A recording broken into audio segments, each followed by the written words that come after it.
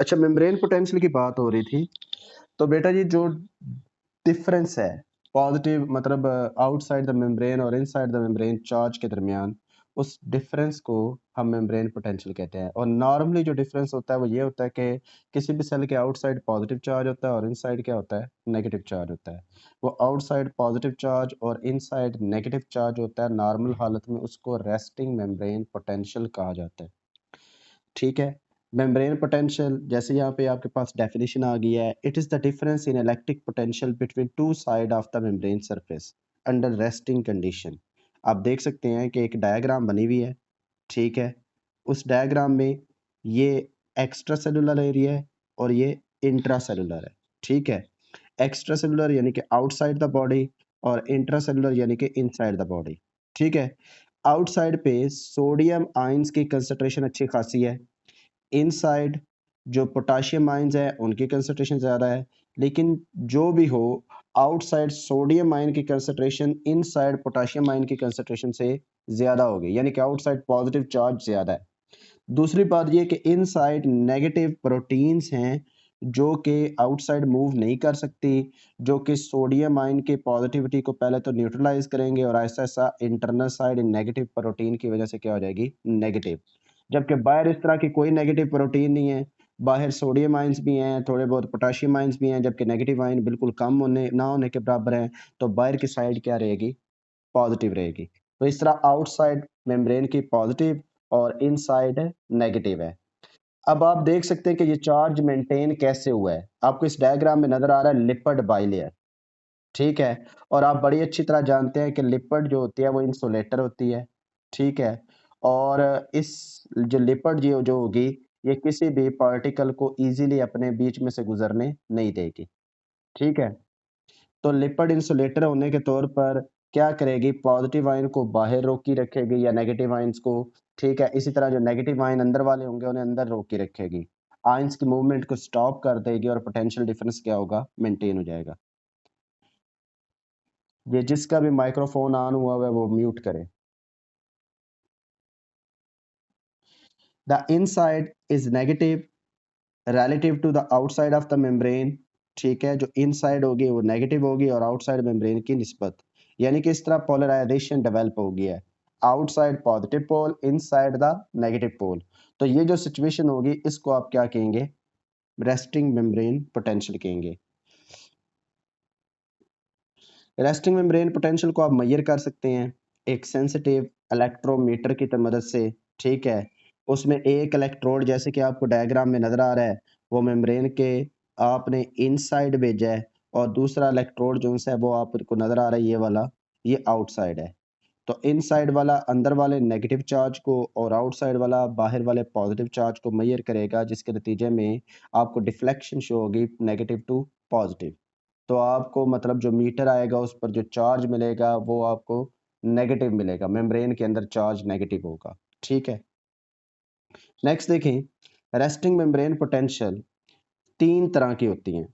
अगर एक nerve fibre की बात करें या स्केलेटल मसल की बात करें, माइलिनेटेड नर्व फाइबर ऐसा नर्व फाइबर, ऐसा न्यूरॉन जिसके बाहर माइलिन शीथ होती है, या आपके जो मसल सेल्स होते हैं उसका नॉर्मल रेस्टिंग मेम्ब्रेन पोटेंशियल होता है -90 मिली वोल्ट। ठीक है। उसके अलावा जो रेस्टिंग मेम्ब्रेन पोटेंशियल होता है मीडियम साइज न्यूरॉन, वो तकरीबन -70 मिली वोल्ट होता है। और जो रेस्टिंग मेम्ब्रेन पोटेंशियल होता है कार्डियक मसल का वो -60 मिली वोल्ट होता है। ये कार्डियक मसल आपने पढ़ा हुआ है, कार्डियक मसल से रिलेटेड ऑटोमेटिसिटी ऑफ हार्ट। देखिए causes of resting membrane potential. ठीक है। दो तीन कॉजेज है यहाँ पर। सबसे पहला कॉजेज है selective permeability of sodium and potassium ions. ठीक है। मतलब मेम्ब्रेन के अंदर परमेबिलिटी डिफरेंस है। मेम्ब्रेन सोडियम आयंस को डिफ्यूज करके सेल से बाहर जाने देती है, बट पोटाशियम आयंस को डिफ्यूज करके बाहर जाने नहीं देती। तो ये परमेबिलिटी डिफरेंस आ गया। तो इस तरह क्या होगा, सोडियम आयन सेल से बाहर जाएंगे लेकिन पोटाशियम आयंस बाहर नहीं जाएंगे। हाँ, थोड़े बहुत पोटाशियम आयंस भी लीक हो सकते हैं थोड़े बहुत, लेकिन इजीली वो मूव नहीं कर सकते, जिसके नतीजे में सोडियम और पोटाशियम आयंस की डिस्ट्रीब्यूशन में क्या आ जाएगा, डिफरेंस। उसके बाद जो दूसरी चीज़ है वो सोडियम पोटाशियम पंप है। आपने इसके बारे में पहले पढ़ा हुआ है जूनियर क्लास में। सोडियम पोटाशियम पंप क्या होता है? ये स्पेसिफाइड किस्म की प्रोटीन होती है in the membrane which need ATP, जिसे एडिनोसिन ट्राइफॉस्फेट की ज़रूरत होती है as a source of energy. ठीक है, अब ये क्या करती है, ये सोडियम पोटाशियम पंप एक्टिव होके तीन सोडियम आइंस को मूव करते हैं from inside cell to the outside. ठीक है, तीन सोडियम आइंस सेल के अंदर से कहां पर जाएंगे? बाहर की तरफ। चाहे बाहर मतलब सोडियम आइंस की कंसंट्रेशन ऑलरेडी ज्यादा है, यानी कि outside the cell sodium ion की कंसंट्रेशन जो है वो ऑलरेडी क्या है? ज्यादा है। ठीक है, तो मतलब ये against the concentration gradient work कर रहा है। ये from low concentration to high concentration move कर रहा है। It means it required energy. इसे क्या जरूरत होगी? एनर्जी की जरूरत होगी, क्योंकि ये सोडियम आयंस को पहले से लो कंसंट्रेशन से उठा के पहले से हाई कंसंट्रेशन की तरफ भेज रहा है। और कितने भेज रहा है? तीन सोडियम आयंस को बाहर एक टाइम में। जबकि इसके बरक्स यही सोडियम पोटाशियम पंप जो पोटाशियम आयंस हैं उनको बाहर से अंदर लेके आ रहा है। और कितने पोटाशियम आयंस को लेके आ रहा है? दो पोटाशियम आयंस को बाहर से अंदर। अब मेरे ख्याल से एक कॉमन सेंस में ये चीज बिल्ड हो जानी चाहिए कि बाहर जी तीन सोडियम आयंस गए हैं और अंदर दो पोटाशियम आयंस गए हैं, यानी कि बाहर तीन पॉजिटिव चार्ज गए हैं और अंदर दो पॉजिटिव चार्ज आए हैं। तो इट मीन सेल के अंदर पॉजिटिव चार्ज कम और बाहर पॉजिटिव चार्ज क्या है? ज्यादा है। डिफरेंस तो बेटा सोडियम पोटाशियम पंप ने ही यहाँ पे क्रिएट कर दिया। आगे काम है परमेबिलिटी का। उसका काम क्या है कि वो रोक के रखे, जो सोडियम आयंस बाहर चले गए उन्हें बाहर रोक के रखे और जो पोटाशियम आयंस अंदर आ गए उन्हें अंदर रोक के रखे। नेक्स्ट देखिए जी, सिलेक्टिव परमेबिलिटी। इसकी बात करते हैं। Inside of cell potassium is the main cation. Cation main मतलब जो नेगेटिव पॉजिटिव आयन होता है वो पोटाशियम है, और protein is the main A9. ठीक है, जो नेगेटिव आयन होता है सेल के अंदर वो प्रोटीन है। प्रोटीन्स के ऊपर यूजुअली नेगेटिव चार्ज होता है। So the membrane is more permeable to potassium and less permeable to sodium, freely permeable to chloride and impermeable to protein. के जो मेम्ब्रेन होती है वो ज्यादा परमिएबल है किसके लिए? पोटाशियम के लिए। तो मतलब पोटाशियम मूव करके थोड़े बहुत बाहर इजीली जा सकते हैं, जबकि लेस परमिएबल है सोडियम के लिए। इट मीन सोडियम बाहर से अंदर नहीं आ सकते। अब बात को जरा सैमुलेट करें, मिक्स करें अपने जहन में कि पोटाशियम अंदर से बाहर जा सकते हैं, क्योंकि अंदर उनकी कंसंट्रेशन पोटाशियम की ज्यादा है तो वो बाहर जाने की कोशिश करेंगे। जबकि सोडियम की बाहर कंसंट्रेशन ज्यादा है तो वो अंदर आने की कोशिश करेंगे। बट मेम्ब्रेन सोडियम को अंदर आने तो नहीं देगी, लेकिन पोटाशियम को बाहर जाने देगी। इससे क्या होगा कि बाहर ऑलरेडी सोडियम आयंस यानी कि पॉजिटिव आयंस की कंसंट्रेशन ज्यादा थी। अब बीच अंदर से पोटाशियम भी बाहर चले जाएंगे तो उनकी वजह से पॉजिटिव आयन की कंसंट्रेशन कंपैरेटिवली और क्या होगी? बढ़ जाएगी। लेकिन उसके साथ साथ सेल के अंदर इम्परमिएबल प्रोटीन भी हैं। ये आपको देख नजर आ रहा होगा लिखा हुआ इम्परमिएबल प्रोटीन। ठीक है, अब ये नेगेटिव चार्ज है लेकिन ये सेल के अंदर मौजूद है। मतलब नेगेटिव चार्ज वाला जो आयन है जो कि ज्यादा कंसंट्रेशन में, वो सेल के अंदर है, वो सेल के बाहर नहीं जाएगा क्योंकि मेम्ब्रेन से वो गुजर सकते ही नहीं। तो इस तरह क्या होगा? नतीजतन मेम्ब्रेन के बाहर पॉजिटिव चार्ज और अंदर लेस सोडियम पोटाशियम आयंस होने की वजह से और मोर नेगेटिव प्रोटीन होने की वजह से अंदर कौन सा चार्ज बिल्ड हो जाएगा? Negative charge. ठीक है, तो इनसाइड नेगेटिव, आउटसाइड क्या है? पॉजिटिव है। देखिए जी, आपको डायग्राम नजर आ रही है। ये आपको बीच में जो प्रोटीन नजर आ रहा है that is sodium potassium pump. आप देख सकते हैं ये प्रोटीन क्या काम कर रहा है? अंदर से दो पोटाशियम आयंस को उठाकर बाहर भेज रहा है आउटसाइड द सेल। जबकि आउटसाइड से सोडियम आयन, सॉरी उल्टा कर दिया, अंदर से जो सोडियम आयंस है उन्हें क्या करेगा? बाहर भेजेगा, और बाहर से जो पोटाशियम आयंस है उन्हें क्या करेगा? अंदर भेजेगा। तीन सोडियम आयंस को बाहर और दो पोटाशियम आयंस को अंदर। आपको डायग्राम में नजर आ रहा होगा कि सोडियम सोडियम सोडियम बाहर की तरफ Na पॉजिटिव अच्छी खासी मिकदार में है, साथ ही थोड़ी सी मिकदार में K पॉजिटिव भी है। जबकि जो क्लोराइड आयन है वो बहुत कम मिकदार में है। जबकि अंदर देखे मेम्ब्रेन के पोटाशियम आयंस की मिकदार कम है, क्लोराइड आयन और ए नेगेटिव जो लिखा हुआ है वो ए नेगेटिव प्रोटीन को शो कर रहा है, उसकी तादाद काफ़ी ज़्यादा है, जिसकी वजह से इनसाइड नेगेटिव हो जाएगा और आउटसाइड क्या हो जाएगा, पॉजिटिव। ठीक है, देखिए जी, परमेबिलिटी चल रही है, पोटाशियम आयंस की बात करते हैं। Although potassium ion is more concentrated in the cell, कि हम जानते हैं कि पोटाशियम आयंस, चूंकि सोडियम पोटाशियम पंप ने बाहर से पोटाशियम आयंस को पकड़ पकड़ के अंदर भेजा है, तो उसकी कंसंट्रेशन सेल के अंदर क्या होगी, ज्यादा होगी। ठीक है, so it tend to diffuse outside the cell according to concentration gradient and high permeability of membrane. यानी कि पोटाशियम आयंस सेल के अंदर अच्छी खासी मिकदार में है, अगर वो अच्छी खासी मिकदार में है तो वो बाहर जाने की कोशिश करेगा, और बाहर जाने की कोशिश दो वजह से करेगा। नंबर एक, उसके अंदर कंसंट्रेशन ज्यादा है, नंबर दो, मेम्ब्रेन की परमेबिलिटी उसके लिए ज्यादा है, तो मतलब मेम्ब्रेन भी उसे गुजरने की इजाजत देगी और वो खुद भी बाहर भागने की कोशिश करेगा। ये सिलसिला चलता रहेगा, वो बाहर भागता रहेगा और सोडियम पोटाशियम पंप उसे पकड़ पकड़ के दोबारा अंदर की तरफ लाता रहेगा। ठीक है, however the potassium ion at outflux से मुराद बाहर की तरफ जाना इज लिमिटेड, वो लिमिटेड होता है दो वजह से, सॉरी तीन वजह से। पहली वजह क्या है, आपको नजर आ रहा है, attraction between potassium ion and intercellular protein. ये तो बात समझ आ गई होगी, क्योंकि इंटरसेलुलर प्रोटीन के ऊपर नेगेटिव चार्ज है और पोटाशियम आयन पे क्या है, पॉजिटिव चार्ज। और इंटरसेलुलर प्रोटीन कहाँ पर है, सेल के अंदर, तो लिहाजा वो नेगेटिव चार्ज वाली प्रोटीन पॉजिटिव चार्ज वाले पोटाशियम को क्या करेगी, अट्रैक्ट करेगी और उसे रोकेगी कि भाई तुम बाहर ना जाओ, मेरी तुम्हारे साथ बड़ी अट्रैक्शन है, बाहर सोडियम है वो कुटेगा। दूसरा पॉइंट जो है, repulsion between potassium ion and sodium ions, आपको नजर आ रहा है दूसरा पॉइंट, कि बाहर ऑलरेडी पॉजिटिव चार्ज वाला सोडियम ज्यादा है, तो अगर पॉजिटिव चार्ज वाला ज्यादा है तो ये पॉजिटिव चार्ज वाला ज्यादा बाहर जाएगा, तो पॉजिटिव पॉजिटिव के बीच में रिपल्शन होगी, तो सोडियम आयन उसे धकेल के दोबारा अंदर भेज देगा कि चलो तुम अंदर जाओ। दो पॉइंट हो गए बेटा, एक पोटाशियम आयन को बाहर नहीं जाने दे रहा कौन, नेगेटिव प्रोटीन, दूसरा उसे बाहर आने नहीं दे रहा कौन, पॉजिटिव सोडियम।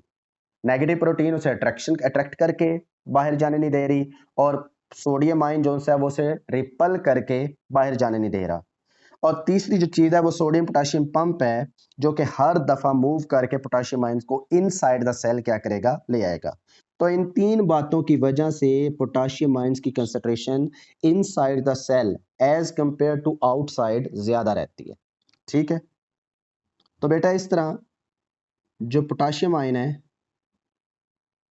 उसकी जो कंसंट्रेशन है, ठीक है, वो इनसाइड हाई हो जाएगी। ठीक है, पोटाशियम आयन के बाहर जाने की दो वजह और अंदर रहने की तीन वजह, तो आप आइडिया लगा सकते हैं कि पोटाशियम आयन सेल के अंदर ही रहेंगे। ठीक है, अच्छा नेक्स्ट देखें, sodium ions. Now although sodium ion is more concentrated outside the cell, वो सेल के बाहर ज्यादा मिकदार में है, so it tend to diffuse inside, ये अंदर आने की कोशिश करेंगे। जैसे सोडियम पोटाशियम आयन अंदर ज्यादा थे, वो बाहर जाने की कोशिश करना चाह रहे थे, इसी तरह सोडियम आयन बाहर ज्यादा हैं, वो अंदर आने की कोशिश करना चाह रहे हैं। दो वजह है, नंबर वन, एक सोडियम आयन की कंसंट्रेशन ग्रेडियंट, आपको ये नजर आ रही होगी स्लाइड पे, कंसंट्रेशन ग्रेडियंट, कि सोडियम आयन की बाहर कंसंट्रेशन ज्यादा है तो वो अंदर आने की कोशिश करेगा।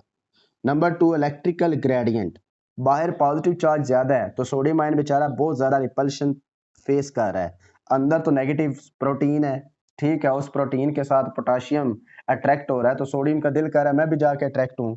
ठीक है, तो दो वजह है कि वो अंदर आने की कोशिश करेगा, एक नंबर वन कि उसकी बाहर कंसंट्रेशन ज्यादा है, तो ये नेचुरल एबिलिटी है to move from high concentration to low concentration, और नंबर दो के बाहर जो मतलब पॉजिटिव चार्ज की रिपल्शन भी ज्यादा है और अंदर नेगेटिव चार्ज की अट्रैक्शन भी मौजूद है, तो तब भी वो मोर पॉजिटिव से लेस पॉजिटिव या नेगेटिव की तरफ आने की क्या करेगा, कोशिश करेगा।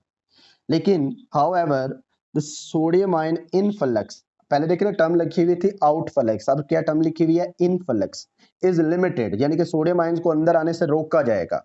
कौन रोकेगा, number one, cell membrane is the low permeability of cell membrane to sodium ion, यानी कि सेल मेम्ब्रेन जो है वो सोडियम आयन के लिए लेस परमेबल है। It mean it do not allow the sodium ion to come cross through it, कि वो अपने आप से सोडियम आयंस को गुजरने नहीं देगी, तो लिहाजा एक तो ये वजह है कि सोडियम आयन साहब बाहर ही रुके रहेंगे। Number two, sodium potassium pump, अगर कोई सोडियम आयन भाग के अंदर आ भी गया है तो पोटाशियम आयन उन 3-4 सोडियम आयन्स को इकट्ठा पकड़ के बाहर फेंक देंगे। ठीक है, सॉरी पोटाशियम पंप जो है, सोडियम पोटाशियम पंप, तो वो सोडियम आयन्स को इकट्ठा पकड़ के क्या करेंगे, बाहर फेंकेंगे। तो इस तरह जो सोडियम आयन्स हैं उसकी आउटसाइड कंसंट्रेशन और जो पोटाशियम आयन्स हैं उनकी इनसाइड कंसंट्रेशन क्या रहेगी, मेंटेन रहेगी। क्लियर है बात? नेक्स्ट देखिए जी बेटा, अब यहाँ पर सोडियम पोटाशियम पंप की बात आ गई। pumps 3 sodium ion outside the cell for every 2 potassium ion inside the cell। आपको डायग्राम नजर आ रही होगी, देखिए जरा, मैंने थोड़ी सी इसे बड़ा कर दिया है। ये सोडियम पोटाशियम पंप है, ठीक है। रेड वाली लाइन शो कर रही है कि वो 3 सोडियम आयंस को बाहर फेंक रहा है और ब्लू वाली लाइन शो कर रही है कि वो 2 पोटाशियम आयंस को अंदर भेज रहा है। तो इस तरह वो अंदर की तरफ 2 पोटाशियम आयन और बाहर की तरफ 3 सोडियम आयन, तो लिहाजा बाहर मोर पॉजिटिव चार्ज जा रहा है एज कंपेयर टू इनसाइड, अंदर लेस पॉजिटिव चार्ज आ रहा है। और इसके काम करने के लिए आपको ये नीचे एटीपी नजर आ रहा होगा। एटीपी कन्वर्ट हो रहा है किसमें, एडीपी में, यानी कि इसमें जो 7.3 किलो कैलोरी एनर्जी थी वो इसने दे दी है इस प्रोटीन को ताकि ये अपना काम कर सके। क्लियर है बात? तो बेटा जी अगर आप बातों को मतलब मिला जुला के समझने की सलाहियत रखते हो तो आपको इतना तो पता चल गया होगा कि जी सर ने बता दिया है कि sodium potassium pump potassium ion को अंदर भेजेगा और सोडियम आयन को बाहर। साथ ही सर ने बता दिया है कि पोटाशियम आयन जो है वो बाहर जाने की सलाहियत रखता है। किस वजह से? 2 वजह से। एक तो उसकी कंसंट्रेशन ज़्यादा है अंदर, दूसरा मेम्ब्रेन उसके लिए ज़्यादा परमिएबल है, तो वो बाहर भाग के जाने की कोशिश करेगा। लेकिन 3 चीज़ें रोकेंगी। नंबर 1 अंदर प्रोटीन है नेगेटिव, जो कि खुद तो बाहर नहीं जा सकती, पर उस नेगेटिव प्रोटीन का पॉजिटिव सोडियम की तरफ जो अट्रैक्शन होगा पोटाशियम की तरफ, वो उसे बाहर जाने से रोकेगा। नंबर 2 बाहर पहले से ही सोडियम आयन है, अब वो भी पॉजिटिव है और पोटाशियम भी कौन है, पॉजिटिव, तो अगर ये बाहर जाएगा तो रिपल्शन फेस करेगा, तो लिहाजा पोटाशियम आयन इस लिहाज से भी बाहर नहीं जाता। और नंबर 3 अगर कोई पोटाशियम आयन बाहर चला भी गया तो सोडियम पोटाशियम आयन पंप जो है सोडियम पोटाशियम पंप वो उसे पकड़ के दोबारा कहाँ पे भेज देगा, अंदर। तो इस तरह आपके जहन में आइडिया बिल्ट हो जाना चाहिए कि अंदर पोटाशियम आयन की कंसंट्रेशन क्या रहेगी, ज़्यादा। अब इसी तरह सोडियम आयन की बात करें तो वो बाहर ज़्यादा कंसंट्रेशन में है तो वो अंदर आने की कोशिश करेगा। 2 वजह से अंदर आने की कोशिश करेगा। एक तो नंबर 1 उसकी बाहर कंसंट्रेशन ज़्यादा है। नंबर 2 इलेक्ट्रिक ग्रेडियंट के बाहर पॉजिटिव चार्ज ज़्यादा है और अंदर पॉजिटिव चार्ज कम है, तो तब भी वो 2 बातों से अंदर आने की कोशिश करेगा। कौन? Sodium ion.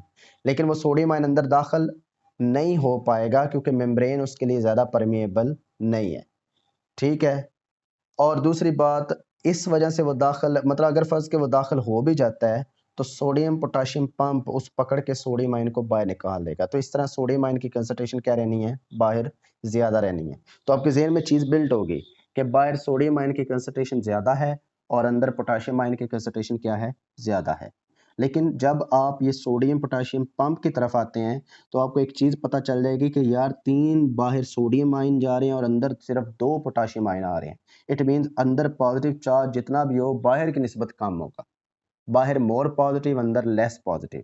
लेकिन फिर साथ ही अगर आप जेन में लाएं यार अंदर तो नेगेटिव प्रोटीन भी था, तो ये जितना भी पॉजिटिव होगा अंदर की तरफ आएगा उसे नेगेटिव प्रोटीन न्यूट्रलाइज कर देगा, तो जिसकी वजह से इनसाइड नेगेटिव चार्ज होगा और आउटसाइड क्या होगा, पॉजिटिव चार्ज। क्लियर है बात? नेक्स्ट देखिए जी, ये आपका मेम्ब्रेन पोटेंशियल था सिर्फ यहाँ तक, इसमें कोई इतनी डिटेल बात नहीं है। आपने 3-4 बातों को ज़हन में रखना है। सबसे पहले रोल आएगा सोडियम पोटाशियम पंप का, दूसरा रोल आएगा परमेबिलिटी ऑफ मेम्ब्रेन का, ठीक है।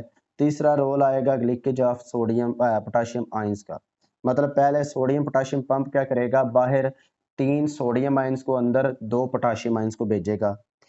फिर मेम्ब्रेन की परमेबिलिटी क्या करेगी कि सोडियम आयन को बाहर रोकेगी और पोटाशियम आयन को अंदर। तीसरा क्या होगा, नेगेटिव प्रोटीन वो सिर्फ अंदर ही रहेगा क्योंकि इम्परमिएबल है, तो वो क्या करेगा, इनसाइड पहले तो जो पोटाशियम आयंस हैं उनके साथ जुड़ेगा, उसके पॉजिटिव चार्ज को कम करेगा और आहिस्ता आहिस्ता ख़त्म करके अपना नेगेटिव चार्ज शो करेगा। तो इनसाइड नेगेटिव हो जाएगी और आउटसाइड क्या हो जाएगी, पॉजिटिव। अब चौथी बात जो सोने पे सुहागा है वो ये है कि जो पोटाशियम आयंस हैं, किससे नहीं आ रही? जो पोटाशियम आयंस हैं वो भी थोड़े बहुत लीक होके बाहर जाएंगे, जिसका नतीजा क्या निकलेगा कि पोटाशियम आयंस भी ऐड हो जाएंगे बाहर मौजूद सोडियम आयंस में, तो बाहर मोर पॉजिटिव हो जाएगा और अंदर क्या होगा? More negative. तो इनसाइड नेगेटिव और आउटसाइड क्या होगा? Positive. That will be called membrane potential. इसे क्या कहेंगे? मेम्ब्रेन पोटेंशियल कहेंगे।